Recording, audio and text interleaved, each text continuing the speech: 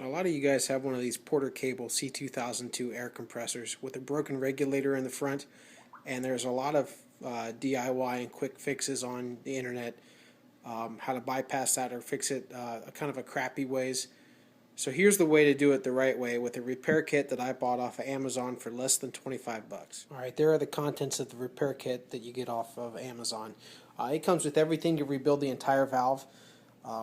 Basically, the only thing you need is this plastic piece on the left. That is the one that breaks because it's just cheap plastic. But we're going to go ahead and repair it with all the parts. We're going to replace everything inside because why not? Disassembly on these things are really easy. There's a screw in between the two gauges right there. That's a size T15 Torx bit that gets that off. Is kind of not a very common thing. And I've already got this loose, so that pops off just like that. And then this plug is in the back behind these gauges, and that takes this wrench right there. Like I said, size 5/32 inch. So we're just going to loosen that thing up.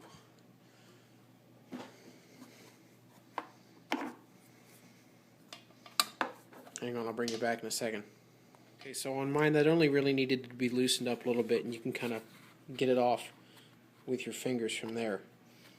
I'm going to do this kind of slowly and keep track of what everything looks like. So there is the piece that comes on the kit, or that comes from the the factory piece. So that is that bolt with that O-ring and that spring. I'll set those aside. Pull off the front here. There's a spring. This doesn't come with it. And now there's a plastic piece that would have come in there, but I've had this apart before and I threw that away when I realized that it was broken. So inside there you can see that little piece of brass. That is this valve that's also included in the kit. So we're going to push that out the back. Maybe. I don't have enough hands.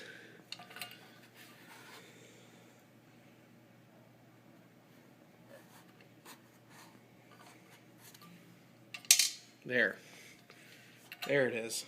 So that's that, and it sits in there like this. So we're going to replace that as well. Alright, hang on one second, I'm going to reset. So this plug is set up now just like it came out of the compressor. There's a spring that goes inside and the smaller O-ring that goes around the outside of it. This brass valve goes in just like this, so I'm going to drop that in from the back. Maybe.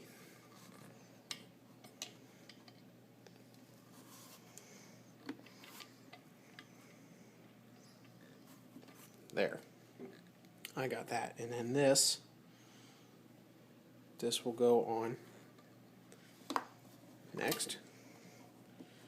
Got a little bit of a spring pressure, but not too much. Once again, you can pretty much finger tighten this and then use the Allen wrench to just snug it up.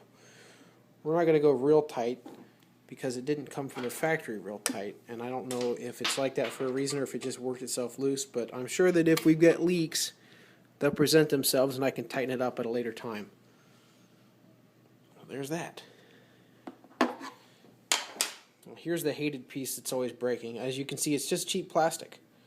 But there's a nub on the back side that interfaces with that brass valve. So this is going to go in with the nub facing back. Just slide that in. And it's kind of tight. I guess that's what it's supposed to be. I'm just going to push it in with my finger because it does feel like it could give a little bit. There it is.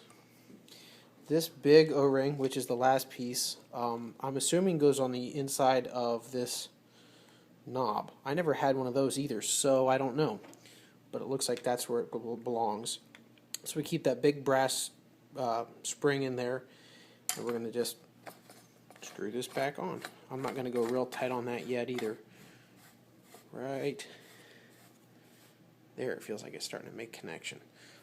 So I'm going to get this thing plugged in and we'll see what we need to do. You can see now we're fully pressurized and it looked like it worked. We're going to try turning it up here and see what happens. And sure enough, As I turn the valve, the gauge goes up in pressure, which is exactly what we wanted. That means that it worked. Fear not, the hissing is from my crappy connection over here. It's not the compressor. Just to prove that it's not.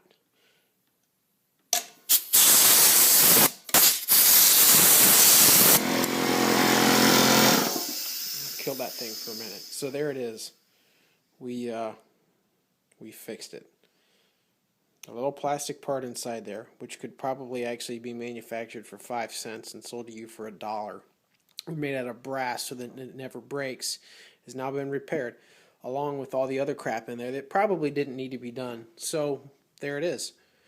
Moral of the story is, if you've got one of these air compressors, which is a great compressor except for one faulty piece of crap part, you can fix it for 25 bucks. Waiting for somebody to come out with one that's made out of brass, for 5 or 10, and I would easily pay $5 or $10 for that same part if it was made out of something that wouldn't break. Until then, we've got a great repair kit that's available now on the internet, and I'll link to that in the description box. Thanks for watching.